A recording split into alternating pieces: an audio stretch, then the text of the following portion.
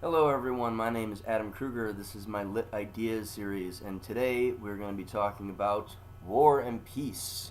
This is the Kindle version. You can't see how thick it is, but it is 1,500 pages. This is a motherfucker of a book. I'm not going to be getting into any kind of deep analysis in here, nor am I going to be getting too terribly into what the plot entails, because that would take roughly forever.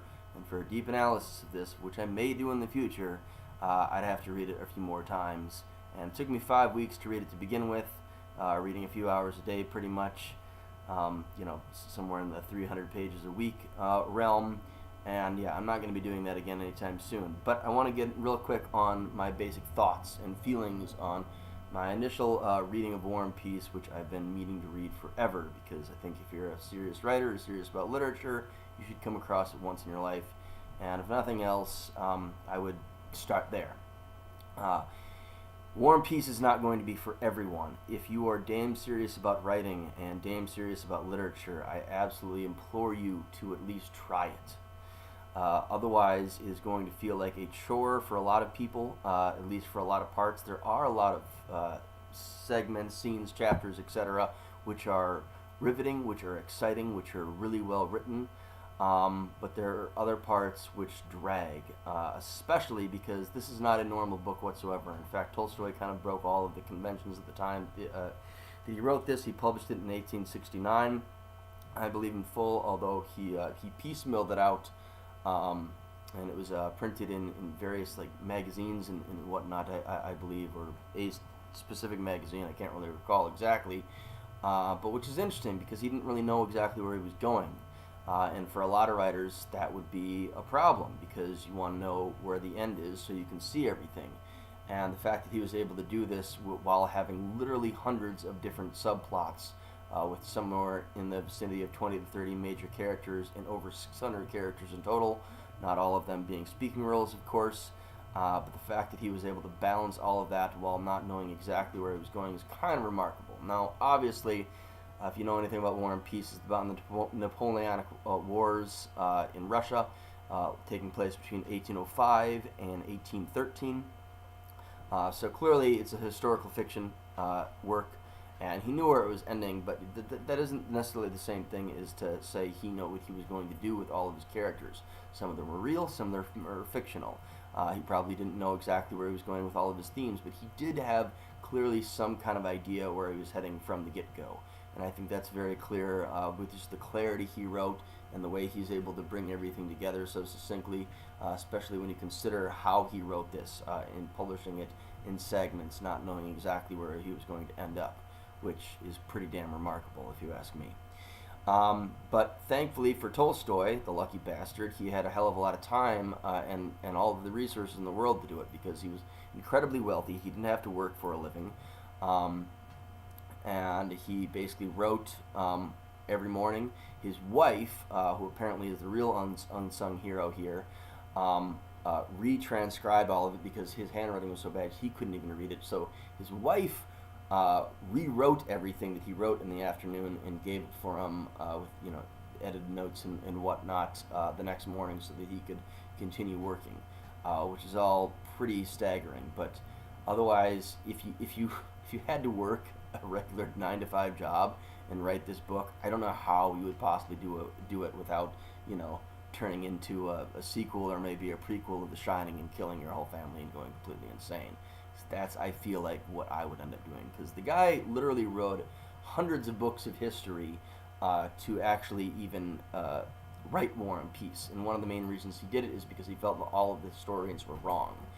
And this brings me back to what I was saying earlier about breaking all of the conventions in literature at the time, because this isn't just a story. It's a history, it's essays on story, essays on history, and it's a little bit of everything. It's just really a staggering piece of literature. And honestly, I was more impressed with it than I necessarily enjoyed it, although I certainly did enjoy portions of it. But overall, I think my biggest criticism um, comes from the fact that a lot of it is really dry, and he breaks down and analyzes so much of what he is writing about and so much of the historical context of what he's writing about, in which he's breaking down the history and he's breaking down everything on a sociological level.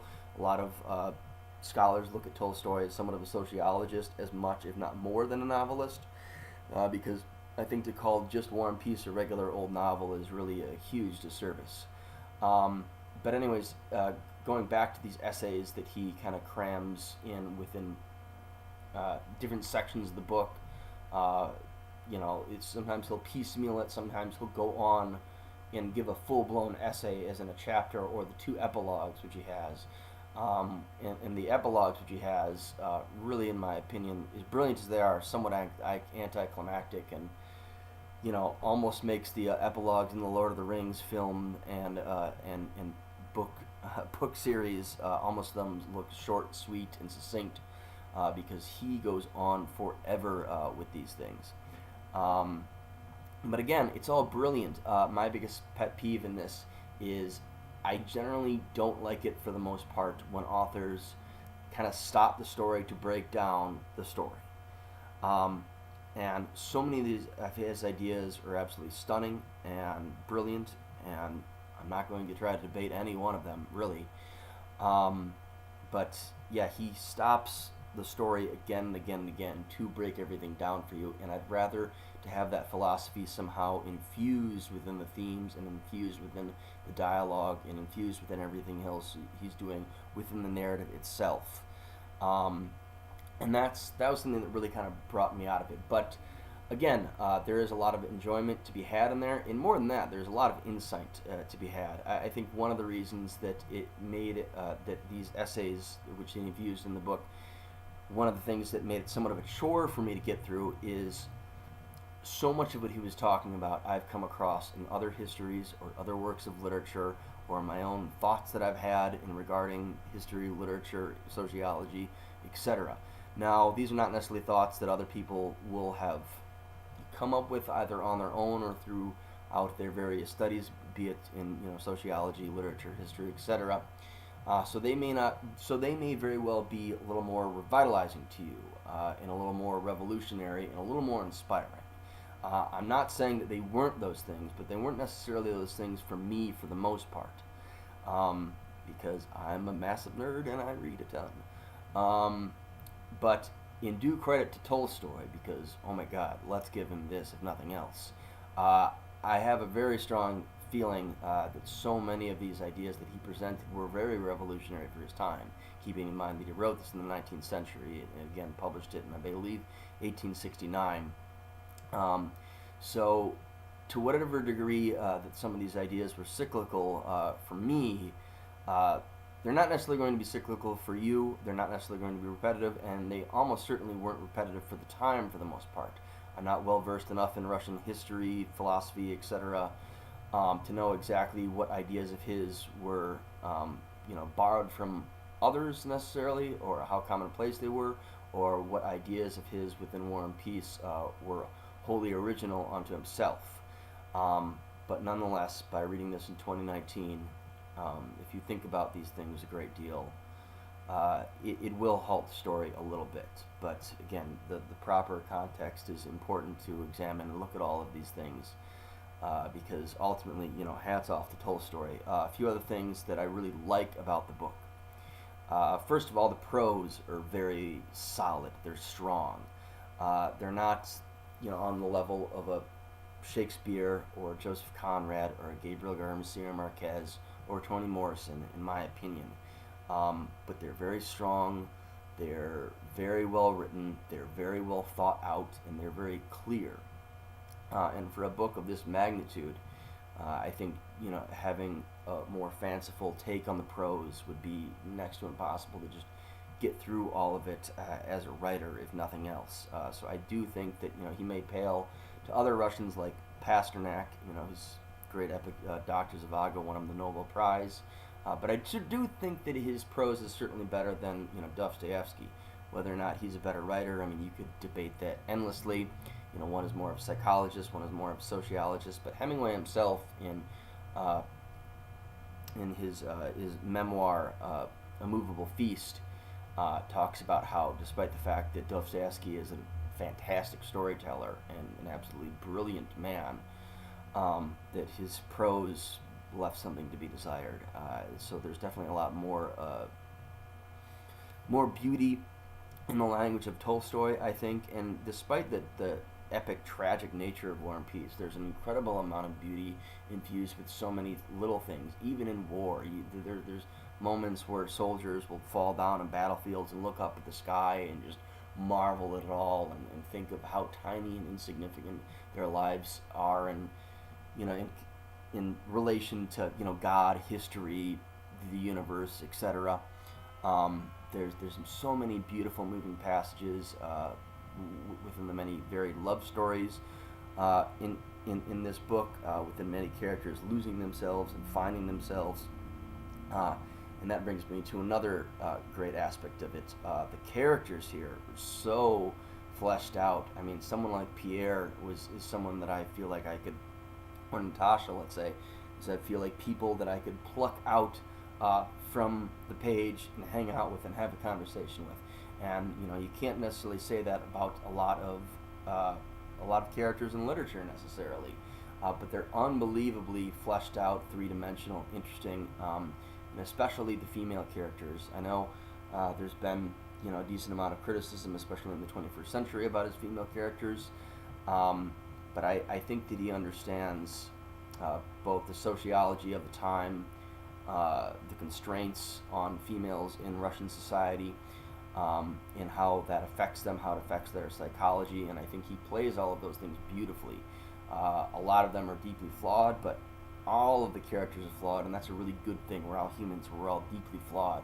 So the fact that he's able to capture that and show our beauty and show our faults and show our shortcomings and show our contradictions so well is really staggering. So while some of these women in particular may fulfill, arguably stereotypical gender roles of the time, you do have to look at in the context of, early 19th century Russia, which, yeah, you can say everything you want about it being a patriarchy, but there are definitely some some imposed gender norms there going on, and I think he understands that and displays it for what it is. Not necessarily what we want it to be, because we're talking about stuff that happened in 1805 to 1813, and women in upper society as well as lower society. He deals with the peasants a lot, and another great thing that he does, which I think is so marvelously impressive, is he has so many character arcs and so many plots intertwining and going every which way that you can't see the structure of it, and that it's almost impossible for you to estimate where these trajectories are going, because really they go all over the place, and there's no definitive rhyme or reason for all of them. They all evolve, devolve, and move in a scattershot of directions, which is good, because that's what happens in life. We don't all necessarily follow the same path and the same ideological bent, and a lot of times when you're able to pinpoint those in literature, I think it's reflective of an author's limitations of seeing outside themselves and being able to swallow another world, which clearly Tolstoy is able to do very well, at least for the Russians of which he captures.